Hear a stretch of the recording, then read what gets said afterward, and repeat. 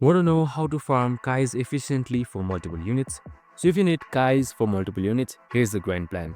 First, focus on daily missions and events that drop Elder or Supreme Kais, especially the repeatable ones. Use friend point summons or story events that reward Kais as secondary drops. Prioritize units that need the most assay boost or ally awakening. If you farm multiple units, plan your stamina uses to hit several events in one go.